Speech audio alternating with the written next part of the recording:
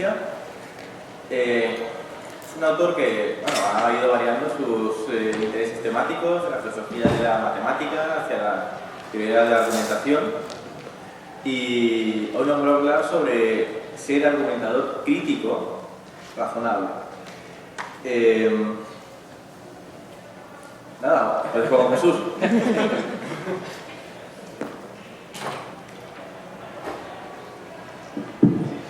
Bueno, gracias Ángelo, y gracias a todas y todos por perderos la siesta y venir a escucharme a mí. Aunque en realidad los sillones abiertos son tan cómodos que se puede uno echar la siesta. De tal manera que no gritaré demasiado, porque si alguien se queda durmiendo, como yo cuando duermo, no me gusta que me molesten, evitar molestarlo, ¿de acuerdo? Así es que el único inconveniente es que si roncáis, el vecino os dará con el codo. Bueno, ha dicho de que pasado de la filosofía de la matemática a la teoría de la argumentación, la evolución se explica fácilmente. Porque cuando yo me dedicaba, aún me dedico de vez en cuando, aún tengo cosas entre manos en filosofía de la matemática, me interesaba el concepto de demostración matemática. Para poder aclarar qué era una demostración matemática, más tarde que pronto me di cuenta de que era un argumento. Que para decir que era una demostración matemática había que decir que era un argumento. Y a partir de ahí, pues, siguiendo del hilo, se llega al ovillo, se llega a la teoría de la demostración y se descubren otras cosas que son muy interesantes. Pero hoy, la verdad, que alguna o alguno de vosotros podría decir: ¿qué hace un chico como tú en un sitio como este? ¿O qué hace un chico como tú en un congreso como este? Donde fundamentalmente las contribuciones giran en torno a la defensa, fundamentalmente, en general, fundamentalmente en defensa de la ciencia y en atacar a lo que no es ciencia, a lo que es pseudociencia, o dentro de la pseudociencia, pseudoterapias, medicina alternativa, complementaria, integrativa, como usted quiera llamarla, es decir, todo aquello que sería no ciencia. Pero, como vamos a ver, para hablar de no ciencia se necesita de la ciencia, claro, ¿no? Para negar una cosa se necesita más o menos tener claro qué es la otra. Lo que yo he oído de ayer, concretamente, parecería como si en el mundo de la ciencia todos fueran muy buenos. Quiero decir, no hubiera brujos ni brujas, pero también los hay. Y hay científicos que han hecho sus prácticas desde el punto de la irracionalidad, o han apelado o tienen en sus contribuciones elementos irracionales. Por no recordar, como ayer el doctor Mulet decía, para el caso de Feyerabend, ¿no?, que detecta algunos elementos irracionales en la ciencia, concretamente en sus estudios sobre Galileo. O Kepler, que echaba mano de la Santísima Trinidad. Seguro que de todo eso se ha podido hablar esta mañana. Quiere esto decir que un científico especula, encuentra sus ideas en los sitios más variopintos que nos pueda pasar por la cabeza de nuestra imaginación, igual que un matemático o igual que un filósofo. Es decir, todos, absolutamente todos, especulan, y nosotros también, y los pseudópatas, no sé si lo he dicho bien, también, todos especulamos. ¿Dónde está la diferencia fundamental? La diferencia fundamental es en la ciencia, toda especulación está controlada por los experimentos. En las matemáticas, por la idea de demostración. En la filosofía, por la idea de argumentación, aunque prefiero la palabra argumento. Por lo tanto, todos y todas especulamos, pero todos tenemos unos instrumentos para discriminar entre unas cosas y otras. Bien, cuando Ángelo me pidió que contribuyera, como decía, a este congreso en el que yo soy un outsider, pues me puse a pensar, ¿yo qué puedo decir sobre esto? Porque, claro, el problema clásico de la demarcación de la ciencia, de la pseudociencia, el problema clásico de Popper, que ha sido revisado 1000 veces y se han hecho otras contribuciones para ver de trazar una línea que yo creo que sería siempre muy difusa entre lo que sería ciencia y pseudociencia o no ciencia. Cuando me puse a especular sobre ello, yo también especulo, pues llegué a la conclusión de que lo tendría que hacer desde lo que estaba yo en esos momentos, más o menos tenía yo entre manos, que son cosas pues de argumentación. De pronto me vino a la cabeza de que como habría mucha gente, porque claro, casi toda la gente que ha pasado por aquí ha hablado de medicina, pseudomedicina, etcétera, etcétera, inmediatamente me acordé de mi amigo Claude Bernard, que era un fisiólogo francés del siglo XIX, Claude Bernard, al que cito aquí abajo, y como yo suelo coger cuando leo citas y tal, busqué una cita que me gustó mucho, que es esta que tenéis abajo. Y al mismo tiempo, Ángelo, que me habló de su amigo Máximo, y miré si había algo de Máximo que a mí me podría venir bien, y encontré en uno de sus libros esta frase tan interesante. Arriba, dice, si alguna vez hubo una razón para recomendar más educación, no solo con respecto a la ciencia, sino también con respecto al dominio básico del pensamiento crítico de forma más general, esta parece serlo. Si observáis, os sorprenderá, ¿y de qué situación en esta ocasión? Pues justamente a lo que se está refiriendo con el título del libro, a las insensateces, a las tonterías, a la pseudociencia y todo eso, ¿verdad? Y parece en ese tipo de prácticas lo que se echa en falta es más conocimiento, más educación en el campo de la ciencia y por parte de los practicantes o de los que atienden a los practicantes de ese tipo de terapias, etcétera, etcétera, ciertas destrezas en dominio del pensamiento crítico, ¿vale? Entonces, eso por una parte, y luego Bernard me proporcionó algo que era el tema de la crítica y lo que significa. En la ciencia, decía él, la palabra crítica no es sinónimo de denigración, como suele pasar en la televisión, que siempre es denigrar a los demás. Criticar significa buscar la verdad, separando lo verdadero de lo falso, distinguiendo lo bueno de lo malo. Ya de entrada esa frase, si la aplicamos a la discusión ciencia-pseudociencia, la pseudociencia sería lo falso, lo malo, y la ciencia sería lo bueno, lo verdadero, ¿verdad? Esta crítica es, seguía diciendo Bernard, es al mismo tiempo que justa para el sabio, la única provechosa para la ciencia. Unas cuantas páginas después decía, considero pues que la inspiración de los médicos que no se apoyan en la ciencia experimental no es más que fantasía, y en nombre de la ciencia y de la humanidad hay que criticarla, y él decía a continuación algo muy fuerte, y hay que proscribirla. Un proscrito es echarlo fuera de nuestro ámbito, y es lo que la mayoría de la gente que trabaja en el campo de la ciencia y es consciente de la pseudociencia le gustaría hacer. Entonces, uniendo la educación en el pensamiento crítico con el significado de crítica, yo me he propuesto mi contribución, que creo que me ha salido más larga de la cuenta, de tal manera que cuando os canséis me decís para allá, yo paro y a otra cosa mariposa. Me han servido de fuente de inspiración desde la antigüedad, porque no estamos muy lejos de Sócrates en eso del pensar crítico, hasta, como hemos dicho, Máximo, pasando por otras autoridades que han abordado más o menos problemas relacionados con la ciencia, con la teoría de la argumentación o con el pensamiento crítico. Este cuadro de aquí se me ocurrió a última hora después de escuchar ayer algunas de las cosas que se estuvieron diciendo. Es decir, es como si miráramos a cómo están las cosas, es decir, los hechos y la situación en la que nos encontramos. Entonces, las terapias alternativas, complementarias, pseudocientíficas, etcétera, etcétera, se encuentran a caballo, la percepción que yo tuve ayer como un experto, entre lo que es el ámbito de la ciencia caracterizada por el método científico y algunas cuestiones que están relacionadas con los aspectos sociales y psicológicos de estas prácticas y concretamente con la psicología de los individuos y sus relaciones con otros grupos sociales, un individuo y un grupo de terapeutas, por ejemplo. Bien, por lo tanto, es una práctica que se encuentra a caballo entre la ciencia y la sociedad. Habría, desde el campo de la ciencia, quien diría, no, esto solamente cosas que tienen que ver con la sociedad y otros que tienen que ver con la ciencia. El caso ejemplar que podríamos poner, porque ayer salió también varias veces la homeopatía.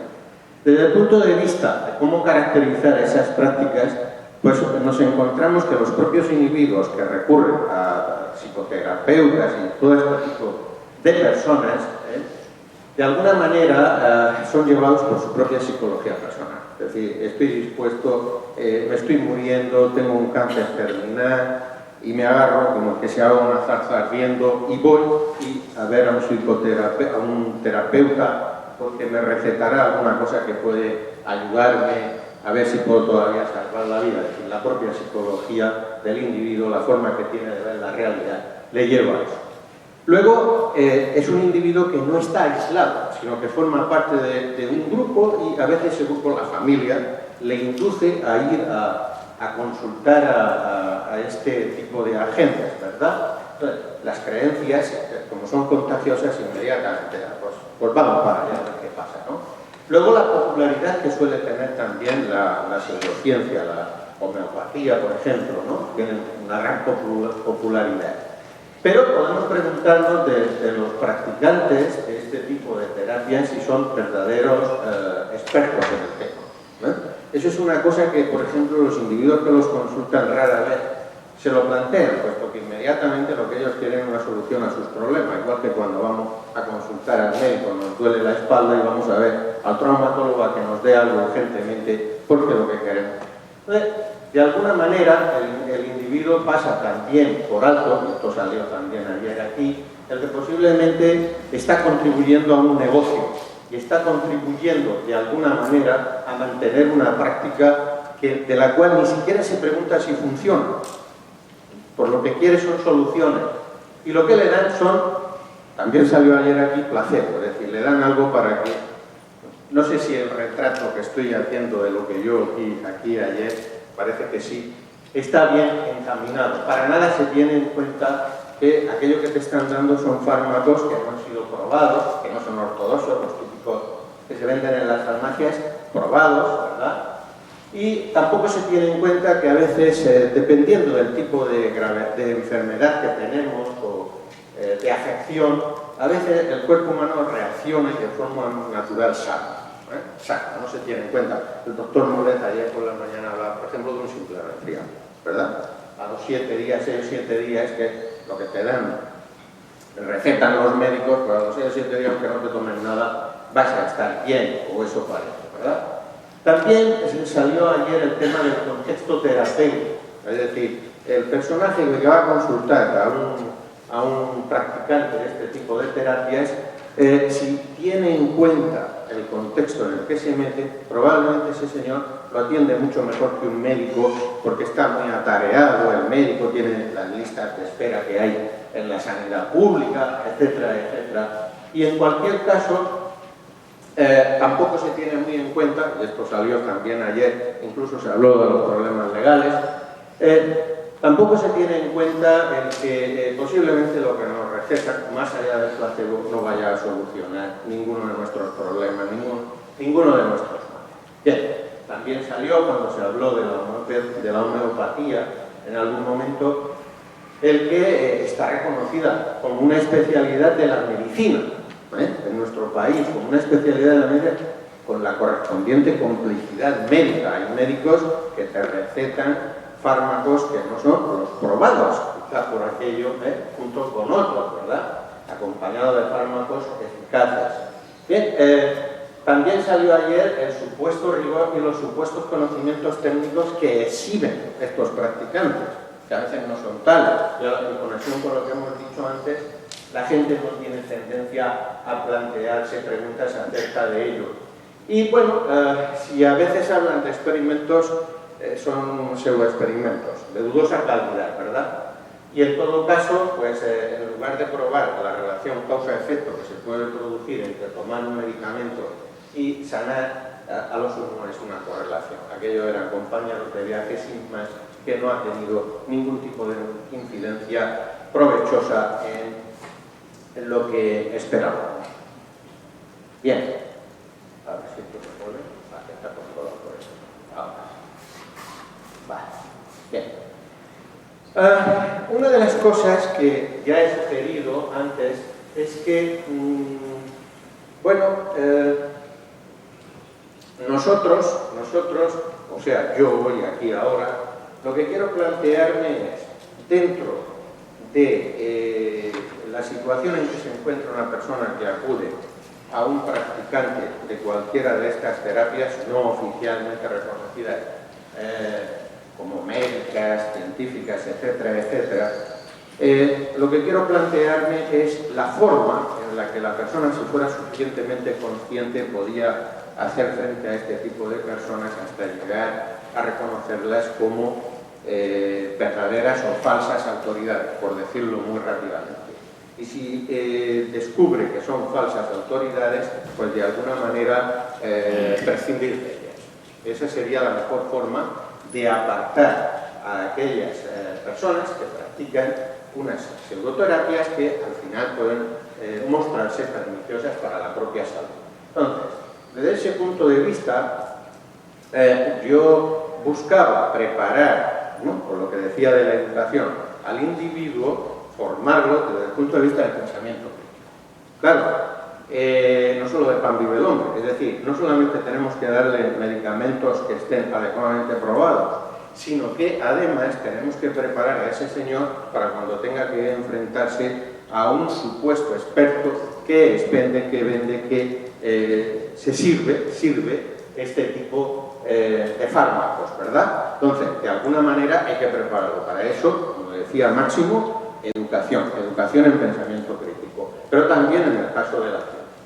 Entonces, para adentrarnos en el pensamiento crítico, nosotros, desde el campo de la teoría de la argumentación, hacemos varias distinciones, tenemos varias artes. Por una parte tenemos la lógica, que se ocupa de la validez, de estudiar determinadas formas argumentativas,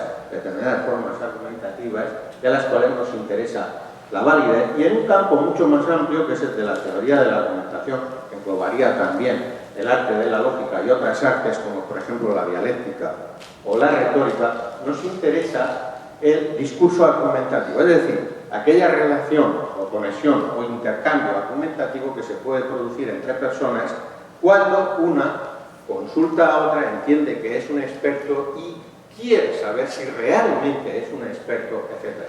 En este sentido, mi objetivo es justamente llegar a mostrar una especie de test que la gente podría pasarle a un supuesto experto para garantizar que efectivamente lo es. Y de esta manera, equipararle a esta persona que consulta con las características del pensador crítico. Puedes decirte que es un genuino pensador crítico. Bien, la lógica es, se ha dicho 1000 veces, que es el canon, el órgano de la racionalidad. Pero debemos, en este tipo de prácticas, debemos avanzar más allá de la racionalidad, puesto que podemos encontrarnos que los practicantes de este tipo de terapias, ellos mismos son seres racionales. Nos interesan personas que sean razonables. Y hay una diferencia muy importante entre racionalidad y razonabilidad. Mientras que la persona que se dice racional es aquella que está usando una facultad que tenemos los seres humanos, que es la facultad de la razón, la persona de la cual decimos que es razonable es aquella que se sirve de esa facultad pero de una manera correcta. Con lo cual hay una diferencia de partida muy importante. Quizás con un ejemplo podría aclararlo más. Los nazis eran seres racionales. Yo he oído muchas veces que eran seres irracionales, eran racionales. Si no hubieran sido seres racionales, no habrían conquistado Europa. Pero eran seres, en determinadas circunstancias, en contextos determinados prácticos, eran seres poco razonables. Hacían un uso pernicioso de la facultad de razonar. No daban la debida consideración a las medidas que tenían que tomar. Como hay bastante gente joven, probablemente hayáis visto la película Hannah Arendt, que no hace tanto tiempo estrenaron, sobre el juicio a Eichmann, el nazi, que el Mossad atrapó en Argentina y lo llevaron a Israel para juzgarlo. En la película, una de las buenas cosas que tiene es que vemos las imágenes auténticas, puesto que el juicio fue filmado en su época. La realizadora introduce imágenes del juicio auténticas donde los espectadores podemos ver al verdadero Eichmann hablando, defendiéndose, tratando de explicar por qué hizo lo que hizo y cómo estaba de acuerdo perfectamente con lo que hizo. Apela al imperativo categórico, apela al deber debido, pero en ningún momento se arrepiente de lo que está haciendo, ni siquiera es capaz de mostrar la más mínima empatía por las víctimas. Aquello que hizo estaba bien hecho, se encargaba nada más y nada menos de organizar los trenes que enviaban a los judíos a Auschwitz. Para nada se planteaba si aquello tenía una dimensión que era razonable o no, y desde ese punto de vista podemos ver a una persona que es perfectamente racional, sigue la lealtad debida a determinados principios y ni los cuestiona, ni los cuestiona. El Señor se está presentando como una persona perfectamente racional, pero poco razonable. Entonces, desde ese punto de vista, podríamos decir que mientras que la racionalidad es una condición necesaria para ser razonable, no es suficiente. El hecho de ser racional ya no garantiza que en ningún momento podamos decir de una determinada persona que es una persona razonable.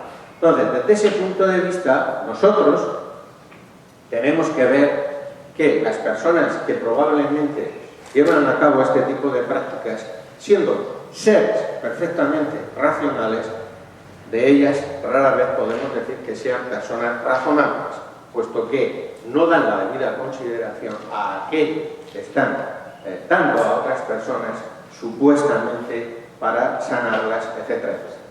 Bien, en esta transparencia recojo cómo desde el campo de la filosofía de la ciencia, apelando también a elementos irracionales, se ha llegado en un momento determinado a defender que, aunque en la ciencia hay elementos irracionales, lo propio de la ciencia es precisamente esto, con lo cual uniría la idea del pensamiento crítico con la ciencia.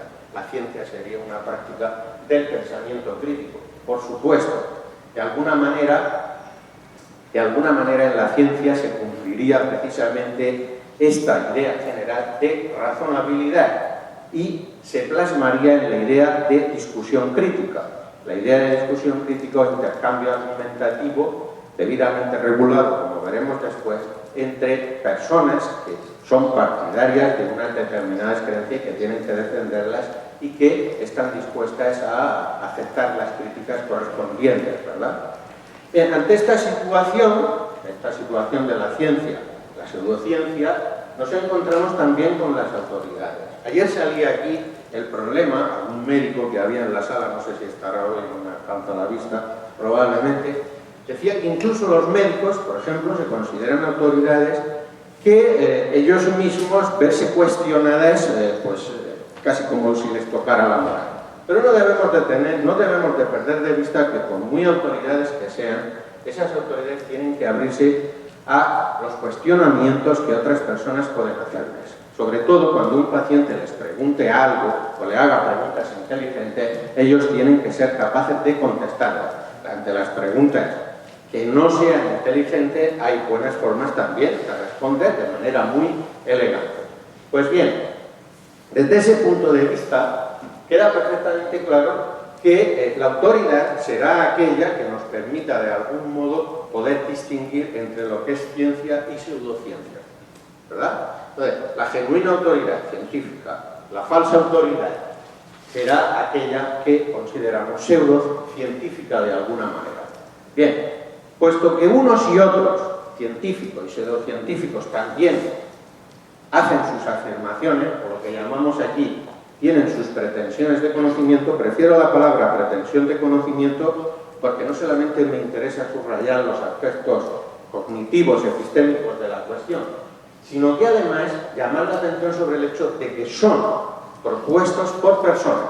Es decir, que no estamos ante simples afirmaciones que alguien ha hecho, sino que hay alguien más que está sosteniendo y que de alguna manera, si se le pide a esa persona que las sostiene, se le pide que las justifique, debe estar dispuesto a justificarlas, cosa que en general no siempre es el caso.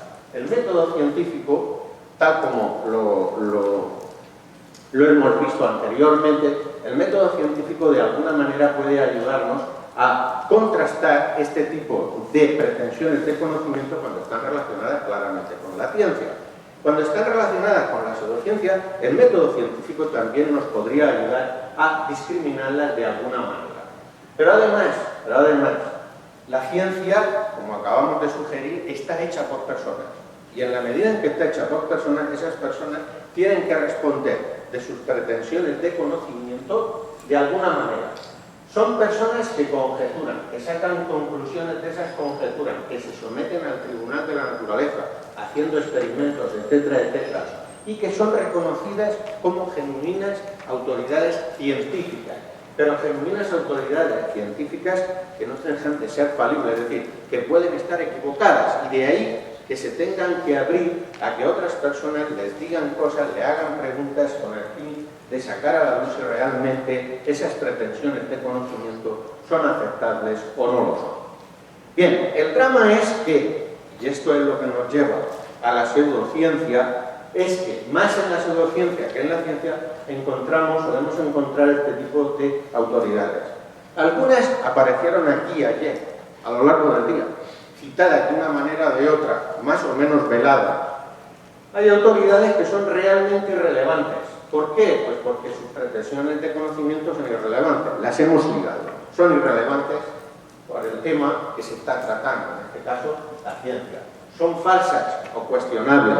Lo que están diciendo se puede poner, se puede refutar, se puede cuestionar de una manera o de otra, o que se considera que es inadecuado o inapropiado. Hay autoridades también que son invencibles. En el mundo de la medicina ya se aludía a ello. Autoridades que son invencibles en el sentido de que están investidas de esta autoridad, ir a un hospital y decirle a un médico que está tratando a un familiar vuestro algo, inmediatamente os manda a callar. Invencibles. Es decir, no se abren a la posibilidad de que alguien... ¿Vale? Pero lo peor del asunto es que ese tipo de autoridades no dejan posibilidad alguna a que se les cuestione. Es muy probable que en el campo de la pseudociencia encontremos este tipo de personas. Hay también autoridades que es muy difícil reconocerlas como tal, los expertos no identificados, que siempre se presentan de una manera vaga. Ayer el señor de la furgoneta de física cuántica es una autoridad de este estilo, que es muy difícil de identificar. Realmente una persona puede tener esos conocimientos que aparecen reflejados en la furgoneta, se presenta como un experto no identificado. Luego hay expertos que están interesados. El dinero salió también ayer por el camino, el dinero, y sobre todo expertos que están divididos, que sostienen una cosa unos, sostienen otros otra cosa. Si en el caso, por ejemplo, de las pseudoterapias hubiera unificación de criterio, probablemente otro gallo cantaría, pero no es así. Si consultamos a una persona que se dedica a este tipo de terapias, nos dirá una cosa, si consultamos a otra, probablemente nos dirá otra cosa y difícilmente habrá coincidencia. Evidentemente, cuando una persona se encuentra en esta circunstancia, alguna de estas personas, ¿cómo habría que reaccionar? Claro, primero tiene que ser capaz de ver en cuál de los ámbitos se puede encontrar, pero también lo que debe hacer es ser prudente, mostrarse cauta, suspender el juicio, dejar investigar, pero dejar la investigación para otro momento si no puede llegar a una respuesta, buscar nuevas evidencias. La situación es, claro, alguien podría decir, la situación es que una persona ante ese tipo de situaciones lo que quiere es encontrar alivio para un determinado problema que tiene, ¿verdad?, de salud. Y no se plantea este tipo de cuestiones. Claro, si estuviéramos debidamente educados para ser capaces, por encima de nuestras flaquezas, de nuestras dificultades, plantearnos este tipo de problemas, o cuando nos encontramos en esta circunstancia, alguno de nuestros propios familiares nos dirá, un momento, vamos a ver qué pasa aquí con etcétera, etcétera. Entonces, como digo, las cosas serían de otra manera, podríamos dejar aparte este tipo de situaciones, ¿verdad? Bien, vuelvo otra vez sobre el problema de la autoridad en la ciencia y quiero llamar la atención aquí de que cuando estamos divulgando la ciencia, por las personas que se dedican a divulgar la ciencia también se pueden encontrar con este tipo de problemas.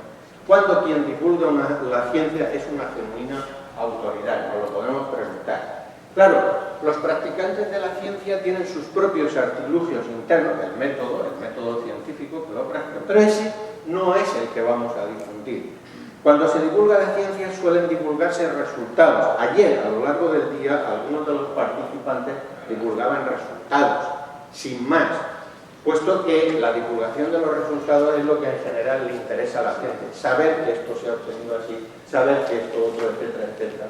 Pero en determinadas circunstancias tenemos que estar dispuestos a que los propios usuarios, de alguna manera, los propios receptores de ese tipo de divulgación, nos planteen problemas.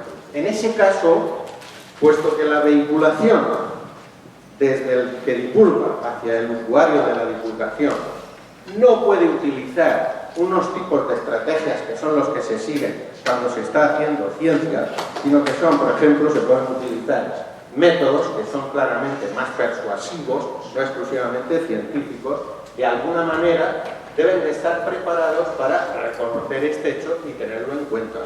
En este caso, no hay mucha diferencia entre la actitud que la persona que recibe la divulgación y la persona que va a ver a un pseudoterapeuta se encuentra. La actitud crítica ha de ser la misma. No tiene por qué haber ningún tipo de diferencia.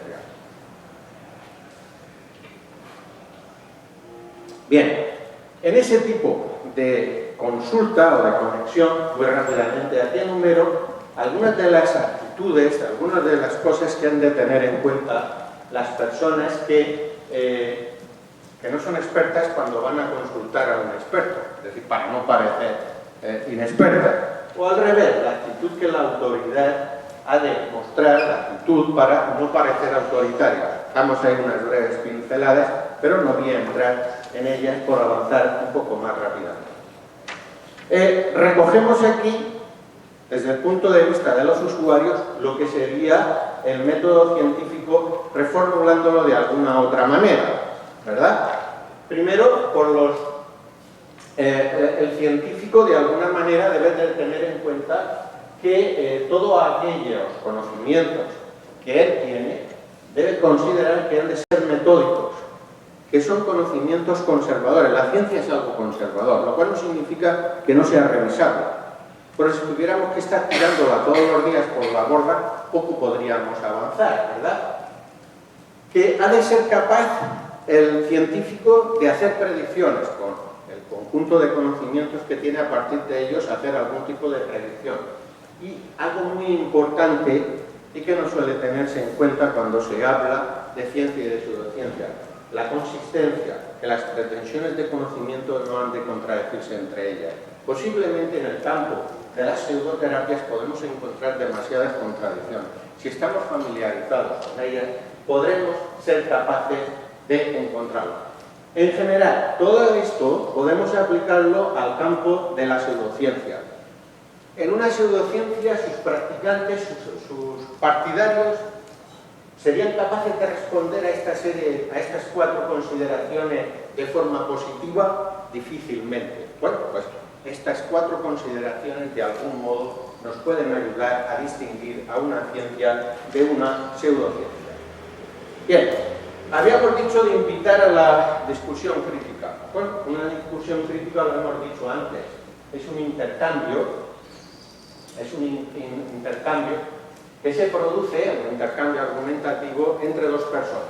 Lo ideal sería que la persona estuviera perfectamente formada, perfectamente equipada como pensador crítico razonable.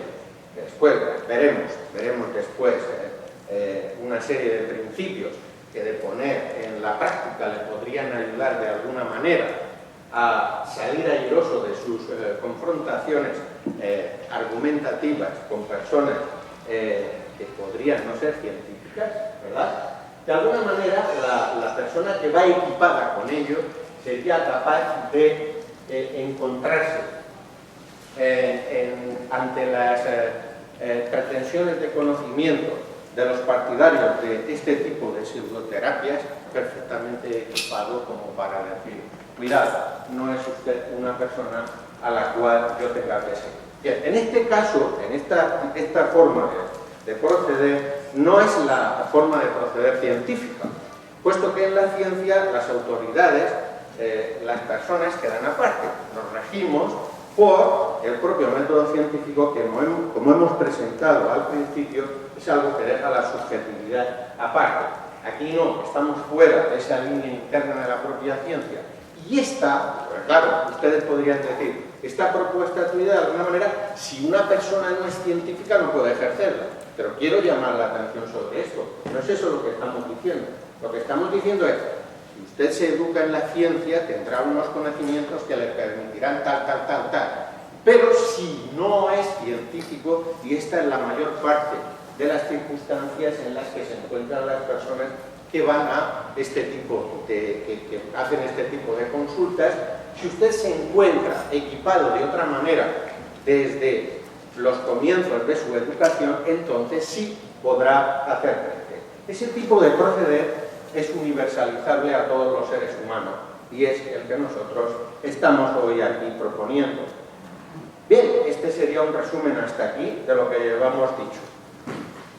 Nos hemos encontrado con expertos, con supuestos expertos y no expertos, que todos deben conducirse como argumentadores críticos razonables y abrazar la idea de discusión crítica. Ese sería el ideal. Ya sé que ustedes estarán pensando, este señor es muy iluso. Bueno, ¿qué le vamos a hacer? Tenemos que buscar ciertos patrones ideales de conducta para poder conducirnos de alguna manera, ¿verdad? Igual que intentamos emular las vidas ejemplares, pues aquí también emular todo esto con el fin de llegar a llevar a buen puerto nuestra situación cuando es una situación extremadamente delicada y nos vemos ante este tipo de personas. Vuelvo a explicar aquí lo que es una discusión crítica, un intercambio argumentativo en que dos personas esperarán una convencerse o persuadirse a la otra de que tal pretensión de conocimiento es el caso, ¿verdad? Con argumentos, el proceso puede ser más o menos largo, está regulado, hay unas reglas que se pueden dar mutuamente, ellas para llevar a cabo ese intercambio con el fin de aclarar si efectivamente, por ejemplo, este tipo de terapia es adecuada para usted o no. Usted contestará mis preguntas, yo le haré mis observaciones, etcétera, y si me persuade lo seguiré. Pero usted debe estar dispuesto también, como yo soy un pensador crítico, a poder mostrarle que usted está equivocado, pero esto no es así. O bien, también podría darse la circunstancia de que no nos pusiéramos de acuerdo, cada uno por su lado, y usted finalmente puede no engañarme. Yo me habré comportado como un genuino pensador crítico, como un crítico razonable, porque no habré seguido los dictados que usted me está haciendo, dado que no ha sabido persuadirme o lo que usted me estaba ofreciendo no me ha persuadido. Efectivamente, aquí intentamos aclarar, voy a ir un poco más rápido porque ya se me va el tiempo, intentamos preparar a la gente a esa disposición a criticar, llamando la atención sobre el hecho de que la crítica siempre tiene un carácter instrumental y es utilitaria, ¿verdad? Y que de alguna manera siempre tiene que acabar concluyéndose este tipo de discusión en algo que de alguna manera u otra ha de ser sostenible para las dos partes o dejarse, como acabamos de decir, en tablas. Bien, hay unas condiciones, y creo que en estas condiciones está justamente el origen de que la gente sea demasiado cauta y caiga en manos de pseudoterapeutas, las condiciones que se han de satisfacer para ser o actuar como un crítico razonable. Son estas. Primero, satisfacer una serie de condiciones objetivas, estas reglas que aludía al principio, reglas de tipo pragmático. Aprendiendo esas reglas, estudiando esas reglas, nos predisponemos ya a actuar como pensadores críticos, como genuinos críticos razonables. Empezamos por ahí. Después, reflexionando sobre ese tipo de reglas, puesto que hay una serie de condicionantes de tipo psicológico que nos afectan y que, si estamos pertrechados de esas reglas, nos evitarán incurrir en deslices que luego nos permitirán no acabar en lo que no deberíamos haber acabado si hubiéramos procedido de esa manera. Y en tercer lugar, porque de alguna manera hay unas condiciones también de tercer orden, y es el sitio, el contexto en el que los seres humanos nos movemos todos los días, contexto social. Hemos de actuar con libertad, sin condicionamiento, y recordar, antes lo sugeríamos ya, la autoridad no solamente estamos hablando aquí de autoridad en el sentido científico, como la persona que tal, sabe, la autoridad cognitiva, sino también la autoridad que tiene poder. Son dos cosas diferentes. La persona que tiene poder inmediatamente sojuzga, es la persona que impide casi siempre recibir la crítica, o harta el medio social en el que se encuentra, apabulla a esa persona y no le deja que se exprese de alguna manera y sea capaz de criticar. Si esas condiciones se dan, estamos en el buen camino de estar ante un genuino crítico razonable y ante una persona que, cuando reciba la crítica de ese crítico razonable, tendrá que ponerse en guardia. No sé el tiempo que me queda, Ángelo, ¿no le queda poco? Voy a avanzar un poco más. Y este test, me interesa refrescar este test. Ayer el profesor Luis Vega habló de las falacias asociadas a lo que se considera un esquema argumentativo que apela al experto, es decir, cómo las personas incurren en falacias cuando están apelando a esto. Casi todo está ligado con la forma, las falacias estarían, yo no voy a hablar de ellas ahora, estaría ligado con la forma de entender las autoridades en ese cuadro que hemos puesto anteriormente. Ahora, el genuino pensador crítico, ese crítico razonable, recordad que estamos en un contexto práctico, pragmático, estaría dispuesto o estaría pertrechado a poder coger a una de esas autoridades, sea genuina autoridad científica o una genuina autoridad pseudocientífica, y pasarle este test. Si la autoridad pasa, la persona en cuestión, pasa el test, lo supera, podríamos decir que estamos ante una genuina autoridad científica. En caso de que no lo pase, difícilmente podemos encontrarnos ante una genuina autoridad. Primero, es fiable. Segundo, sus pretensiones se enmarcan en una teoría. No hay científicos aislados como Neper en la torre allí de su castillo para inventar los logaritmos neperianos. No. Hay una comunidad y se integra dentro de una teoría. ¿Son sus pretensiones verificables por otra autoridad? Usted defiende, otro también lo puede verificar.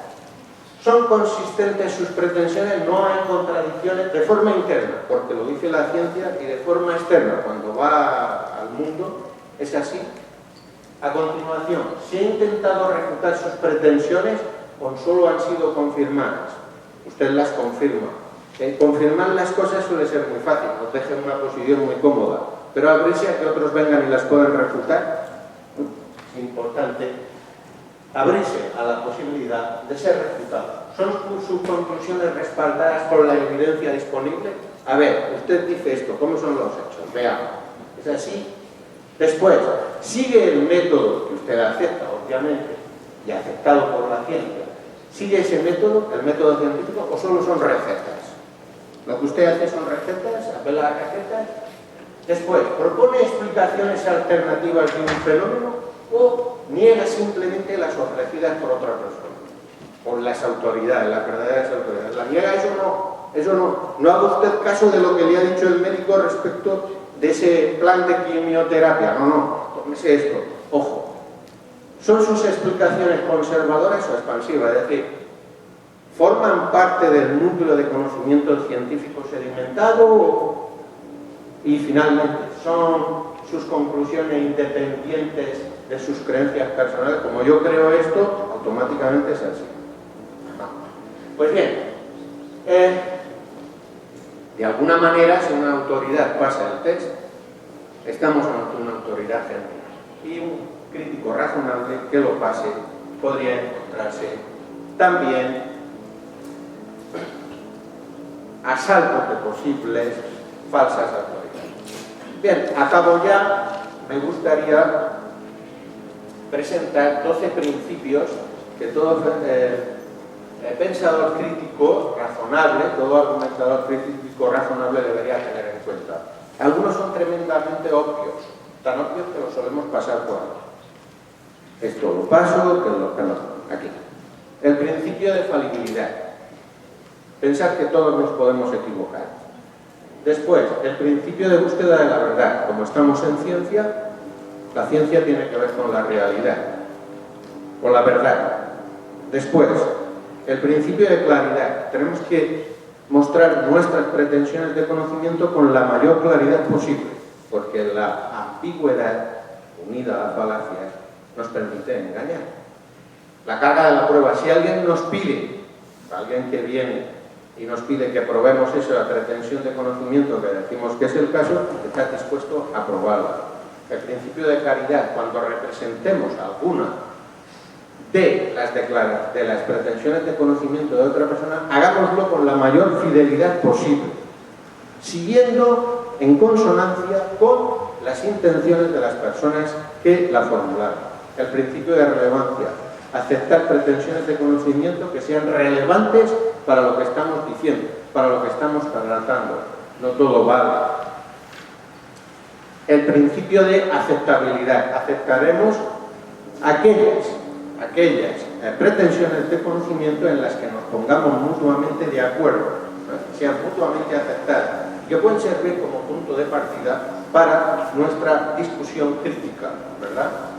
El principio de suficiencia. De alguna manera, las razones que presentemos en nuestro argumento deben ser suficientes. Si no son suficientes, podemos encontrarnos también con algunas falacias. El principio de refutación.